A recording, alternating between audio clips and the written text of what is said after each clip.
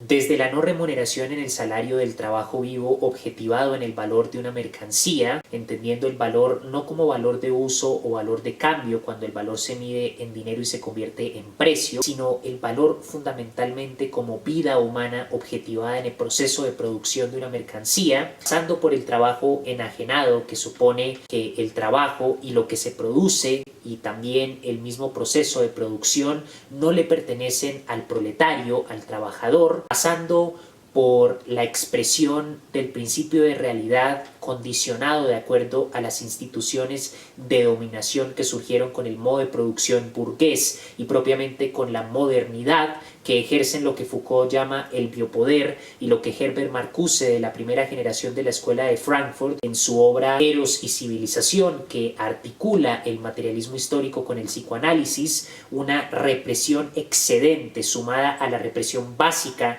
inherente a la civilización misma de los impulsos del Eros, que significa a la manera nietzscheana todos los instintos y pulsiones que promueven el desarrollo de la vida, hasta el uso instrumental de la ciencia para la guerra, como lo señalan Adorno y Horkheimer en el texto Dialéctica de la Ilustración, mostrando cómo en el modo de producción capitalista la ciencia se utiliza para la explotación, para la industria de la guerra, para una industria obsoleta donde se fabrican aparatos diseñados para dañarse en menos tiempo de lo que podrían durar, con el único fin de generar ciclos de consumismo y maximizar las ganancias, la acumulación de capital de las grandes empresas e industrias. El uso de la ciencia no para encontrar curas para las enfermedades, sino para producir medicamentos cuya finalidad es maximizar las ganancias y aumentar el capital de las farmacéuticas, aplicar la tecnología para un modo de producción a base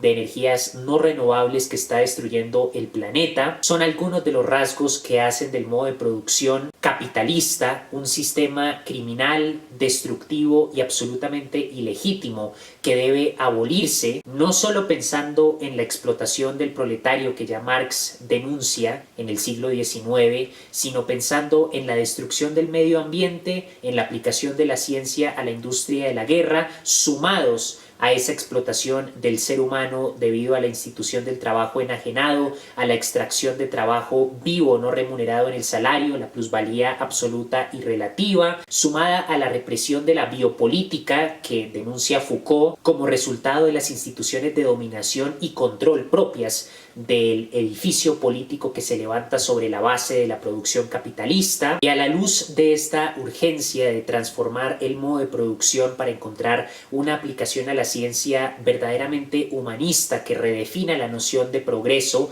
donde el conocimiento científico en la medicina se aplique exclusivamente para encontrar curas y formas de mejorar el bienestar de vida y no para maximizar el capital de las grandes farmacéuticas, donde se produzcan dispositivos, aparatos tecnológicos, electrónicos diseñados para durar lo máximo posible, esto con el fin de evitar el consumismo que produce una cantidad de chatarra innecesaria que destruye el medio ambiente, y sobre todo lograr que la ciencia como medio de producción, así como señala Horkheimer, no se utilice para la industria de la guerra nunca más, no se vuelva a utilizar ni para la creación de armas de destrucción masiva ni para cualquier tipo de proyecto militar, sino que la ciencia tenga un uso exclusivo para mejorar las condiciones de vida dentro de los parámetros de una ética y de una moral que supere el solipsismo, el cientificismo y la deshumanización del proyecto moderno, que se refleja no solo en la filosofía moderna,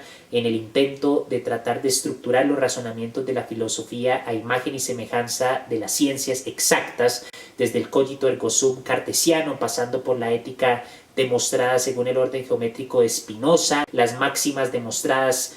casi a imagen de la geometría de Leibniz y finalmente en la crítica de la razón pura de Kant, sino que también se expresa en la economía política y en cómo ni Adam Smith ni Ricardo, ni ningún otro teórico de la economía política burguesa fue capaz de ver el hecho de la plusvalía, la circunstancia económica propia del modo de producción capitalista, en donde el obrero objetiva su trabajo vivo en una jornada de trabajo y el salario que se le paga no remunera la totalidad del valor que ese trabajo vivo objetivado produce. El valor excedente que produce ese trabajo vivo que no es remunerado en el salario del obrero y por lo tanto es un valor excedente y es la mayor parte del valor de la mercancía, cuando se comercializa ese producto pasa a ser propiedad privada para enriquecer al burgués, al capitalista. Tampoco fueron capaces de ver que la materialidad de la producción, incluso antes del lenguaje, de la cultura y de la política, es lo que define la condición humana, porque es a través del trabajo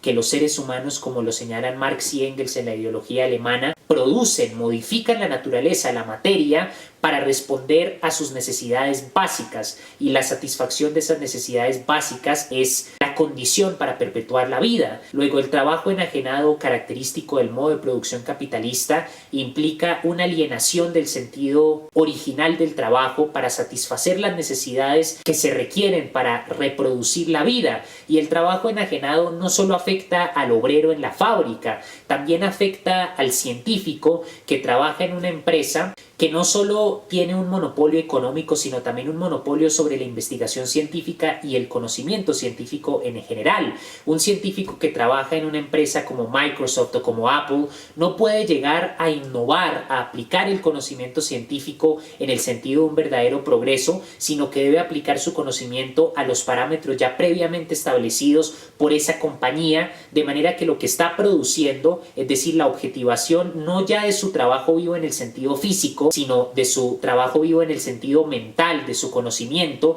esa objetivación de su conocimiento científico no lo puede aplicar libremente, no la puede aplicar para innovar libremente la industria tecnológica o en el campo en el que se encuentre trabajando el científico. La medicina es otro campo, sino que debe reproducir los esquemas previamente establecidos por industrias sin escrúpulos que solo les interesa maximizar sus ganancias a costa de la vida humana y de la destrucción del planeta. Así que el trabajo enajenado también afecta a los científicos porque su trabajo intelectual no les pertenece. Las patentes y los diferentes inventos no se incorporan inmediatamente al mercado a menos de que correspondan a los intereses monopólicos de las grandes industrias que controlan el mercado tecnológico. La tecnología no avanza ni progresa de acuerdo a la aplicación libre de seres humanos que trabajan en el campo de la ciencia y pueden aportar e innovar, sino que lejos de eso los científicos se convierten en proletarios en el sentido de que son víctimas del trabajo enajenado, tienen que reproducir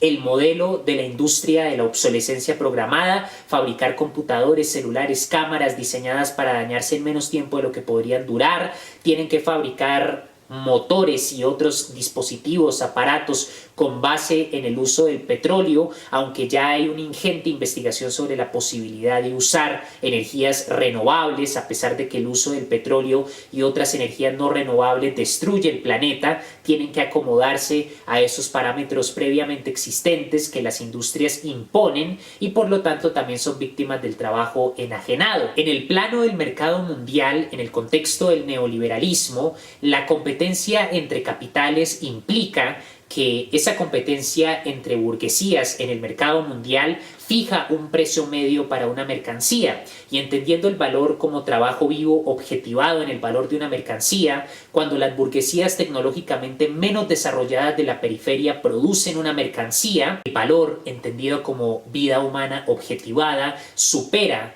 el valor medido en dinero, que es el precio medio que fija la competencia entre burguesías, y por lo tanto la burguesía tecnológicamente menos desarrollada se va a empobrecer y va a ser explotada por la burguesía tecnológicamente más desarrollada, que va a sacar plusvalía no solo al producir una mercancía con menos valor entendida como vida humana, porque las máquinas reemplazan el trabajo humano y por lo tanto produce una mercancía con menos valor que el precio fijado como precio medio en la competencia de las burguesías, sino que también va a extraer plusvalor de las burguesías tecnológicamente menos desarrolladas. Y eso implica que esas burguesías tecnológicamente menos desarrolladas en la relación capital-trabajo tienen que sacarle más plusvalía a sus proletarios y por lo tanto empobrecen aún más a la clase trabajadora de la periferia. De manera que para transformar el modo de producción capitalista hay que abolir la plusvalía que implica la no remuneración del trabajo en el salario. Tendría que cambiarse la forma en la que el salario mide el valor de la mercancía para que el salario remunere realmente lo que el obrero está poniendo en el contexto de su trabajo vivo en el proceso de producción de una mercancía, entendiendo también que esto aplica para otros campos de trabajo como por ejemplo el trabajo intelectual. El científico también es víctima no ya de un salario que no remunera su trabajo vivo necesariamente, aunque también puede ser el caso, sino del trabajo enajenado, de la incapacidad de innovar y de aportar al proceso de producción mediante la aplicación de la ciencia. Abolir la propiedad privada no significa que nuestras pertenencias personales van a pasar arbitrariamente al uso colectivo, sino que la propiedad privada es entendida como el valor excedente que produce el trabajo vivo no remunerado de la clase trabajadora y que los capitalistas ilegítimamente se apropian y por lo tanto se quedan con esa riqueza, ese valor excedente de la vida no remunerada en el salario, convertida en trabajo objetivado, y al abolir esa propiedad privada, al transformar la creciente centralización de los medios de producción, incluida la ciencia y la tecnología,